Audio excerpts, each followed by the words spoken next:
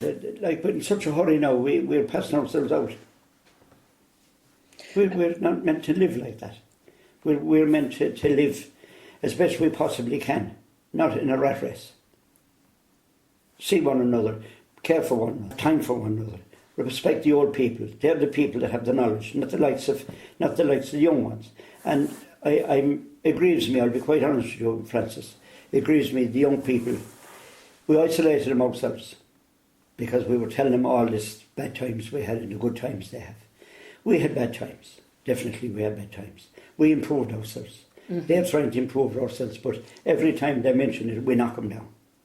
And I'm tired of telling them, like in old folks' parties and that, when the young ones are there, they're great to help.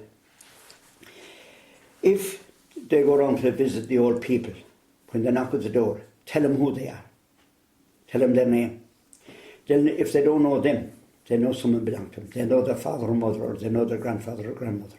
And tell them what to come for a chat and to have a cup of tea and bring a pack of biscuits. They don't want your money. They just want your time and your company. Yeah. And that's what's killing the country, is loneliness.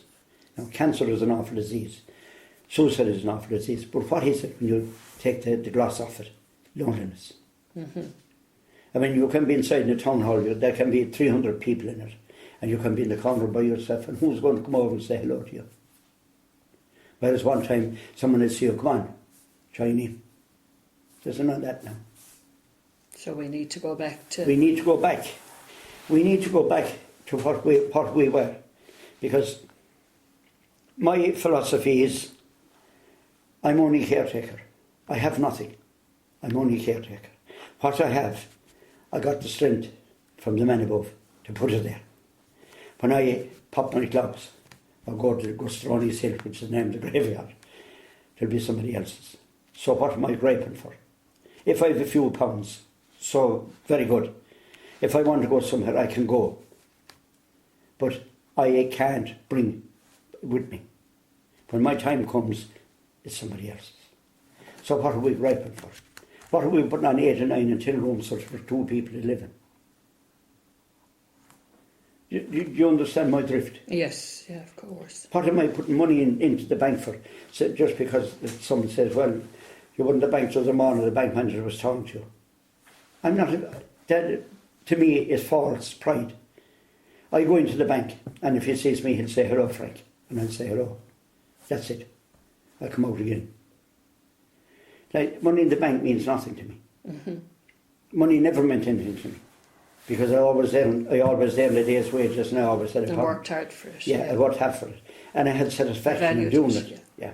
And I didn't fool anybody, I didn't black out anybody, or I didn't try to be smarter than anybody else. I listened to everyone. Anyone on the road, it makes no difference to me who they are or what they are. I listen to their story. They have a story too. Maybe a better story than I have. And they've lived their life to the best of their ability. So I don't look down on anybody. I don't look down on, neither do I look up to anybody. If someone deserves respect, I'll give it to them. If they don't, they won't get it. It's as simple as that. I am an individual. I'm unique. There's no one like me ever in the world. There'll be nobody like me ever again. That is, believe it or not, you think I'm joking. No, well said. You think I'm joking. I'm not. No. You're a unique creation. Mm-hmm. You have a family. You were born into a family. You had a mother and father. You're not your mother and father. You are Francis. You're not your son. He might be like you in some ways. In other ways, he's a completely different individual to you. All my children are completely different. I can't say, your brother and sister, you have to do this. You have to treat them all as individuals. And respect that. And respect it, yeah. Yeah. Some do the right thing, some do the wrong thing. Mm-hmm. They'll come back. When they see I do the right thing. Mm-hmm. Their mother did the right thing. They'll come back. Mm-hmm. But I can't force my theory in any of them. I live with them, and if you don't grow up with them, you grow away from them. Mm-hmm. Believe me. Mm-hmm. And they grow away from you, and a lot faster than what you think. Well, you've given the great example yourself, Kitty, to your own family and to all who know you. Well, That's my mission. To what do you attribute your long, healthy life and great philosophy of life? I suppose it's like everything else, Francis. When you come to my age and you look back and you see the life that I've led myself, I've never drank. I was a very heavy smoker. I gave up the fags over 37 years ago. I haven't smoked since. I don't blackguard myself. I don't. I keep myself well. I eat well. I don't overeat. I eat 3 meals a day and that's it.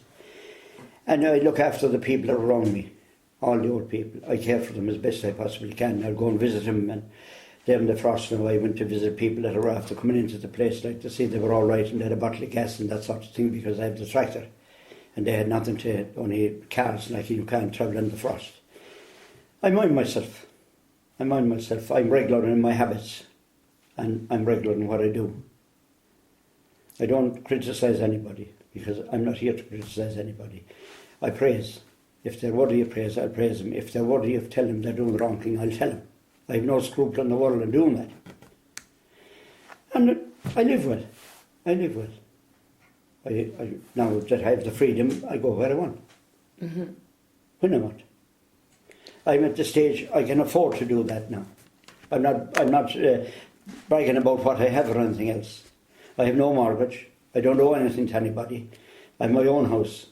As a matter of fact, I have 2 houses. But that means nothing to me. As I say, if I'm called tonight, there's somebody else's tomorrow. It's lovely to have them. I've sown some of the land in forestry. I have 34 acres of forestry. So, like let me say, I'm not the lad that started in Churchill. I am the very same person. My home is Churchill. It was. But I'm the very same person.